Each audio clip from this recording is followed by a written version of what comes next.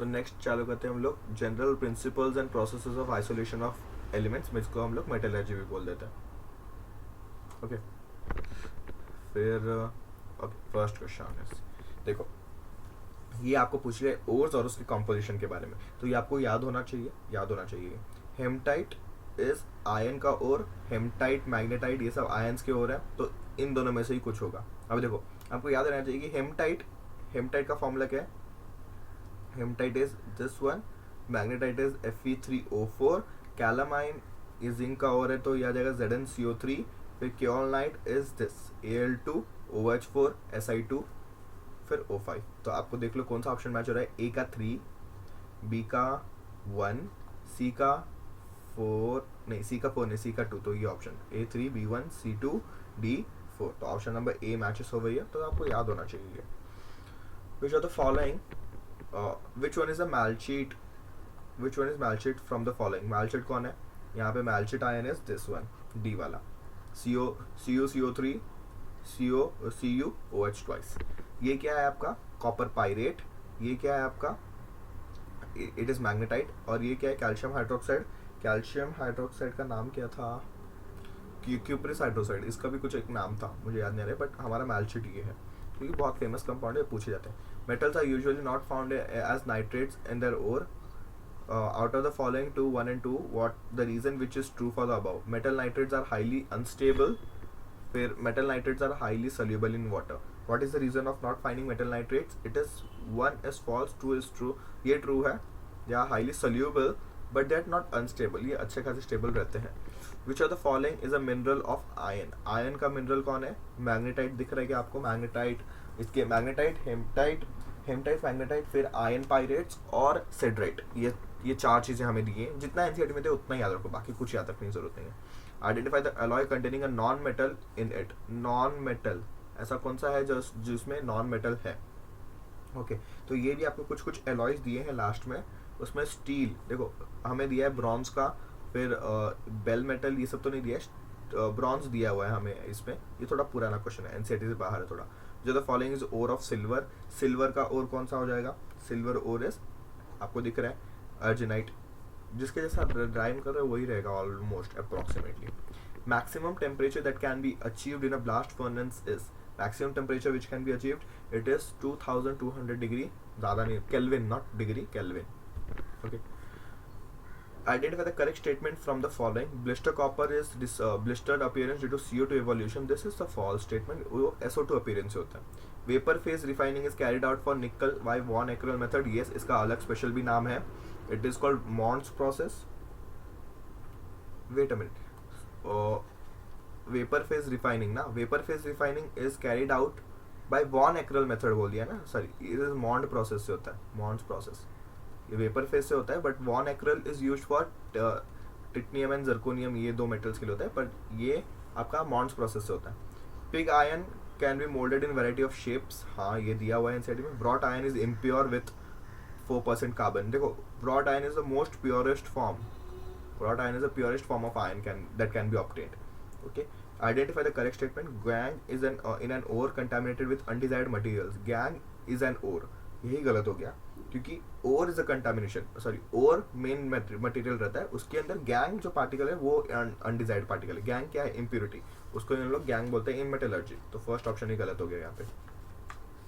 Okay next क्या है, next question क्या बोल रहा है आपका. Next is considering Ellingham diagram which of the following metal can be use to reduce alumina. Alumina को रिड्यूस करने के लिए कौन सा मेटल यूज कर सकते हैं. Iron, zinc, copper, magnesium. अभी आपको ये एलिंगम डायग्राम याद होना चाहिए जो एनसीईआरटी में दिया हुआ है. उसमें एल्यूमिनियम का कुछ है, उसके नीचे मैग्नीशियम है, फिर ऐसा चल जाता है, ऐसा कुछ है डायग्राम. अगर आपको याद नहीं तो ये ऊपर वाला एल्यूमिनियम का है, ये नीचे वाला मैग्नीशियम का है. तो till this limit, till this point, जो नीचे वाला है वो ऊपर वाले को ये कर सकता है, रिड्यूस कर सकता है. मतलब इसका ऑक्सीडाइजिंग पावर नीचे ज़्यादा है, तो ये ऊपर वाले को रिड्यूस कर देगा, खुद ऑक्सीडाइज हो जाएगा, तो नीचे वाला magnesium can be used. Okay extraction of gold and silver involves leaching with cyanide ions. Silver is later obtained by distillation, zone refining, displacement with zinc, liquefaction. क्या होता है, हमें मिलता है कुछ कॉम्प्लेक्स AU साइनाइड और CN4 कॉम्प्लेक्स मिल जाता है. फिर हम उसको जिंक के साथ डाल देते हैं। जिंक का बहुत ज़्यादा कॉम्बिनेशन होता है, मतलब जिंक का कॉम्प्लेक्स फॉर्मेशन टेंडेंसी ज़्यादा है क्योंकि डी ब्लॉक एलिमेंट है, तो उसको रिप्लेस कर देगा, AU हमें मिल जाएगा और ZnCN हमें एज अ कॉम्प्लेक्स मिलेगा। Okay, in the extraction of copper from its sulfide ore, the metal finally obtained by reduction of cuprous oxide with, किसके साथ हम लोग रिडक्शन करेंगे, carbon monoxide, carbon copper sulphide, sulphur dioxide, ion to sulphate, cuprous oxide का reduction. देखो reduction basically आप करोगे इसका with copper 1 sulphide Cu2S। Okay, इसके साथ रिडक्शन करने पे हमें मिलता है फाइनली कॉपर, क्योंकि जो हमें ये मिला रिडक्शन से, देखो पहले हमें क्या मिलता है, Cu2S प्लस 3O2 हमें देगा Cu2O प्लस SO2, ये SO2 गैस निकल गया और कॉपर का ब्लिस्टर कॉपर ये हो गया। इसमें अभी Cu2O प्लस Cu2S, इसको अगर आप प्रेसिपिटेट करोगे तो आपको Cu प्लस SO2 वापस मिलेगा। तो ये हो गया आपका, ये हो गया ब्लिस्टर कॉपर आपका। तो ये तो आपका मेथड ऑफ प्रिपरेशन याद रहना चाहिए। Metal oxide which can not be reduced to metal by carbon, carbon को कौन रिड्यूस नहीं कर सकता। ओके, Al2O3, क्योंकि Al2O3 के लिए देखो बाकी सब तो आप ये रिएक्शन में ब्लास्ट फर्नेस में कर सकते हो, बट Al2O3 का हाई टेम्परेचर है, टेम्परेचर बहुत हाई है, तो और इसको ये रिड्यूस नहीं कर सकते। ये हमें पता है कि मैग्नीशियम, जैसे कि एल्यूमिनियम इधर है ना, कार्बन का कुछ इधर ऐसा रहता है, आपका एलिंगम डायग्राम अगर याद आएगा तो, जो नीचे है वो ऊपर वाले को रिड्यूस कर सकता है, ऊपर वाला नीचे को रिड्यूस नहीं करेगा।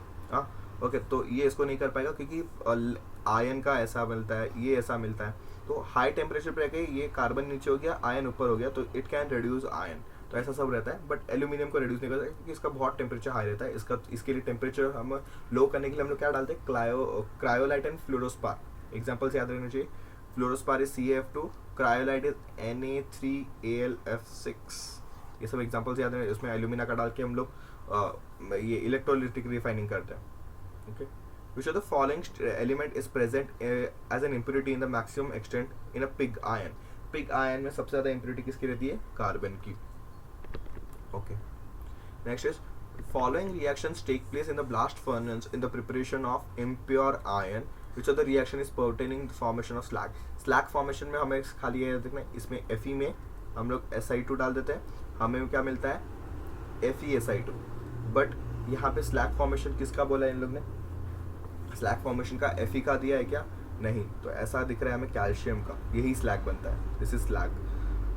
तो third option would be correct. Which of the following statement about the advantages of roasting of sulfide ore before is not true? False वाला ढूंढना है।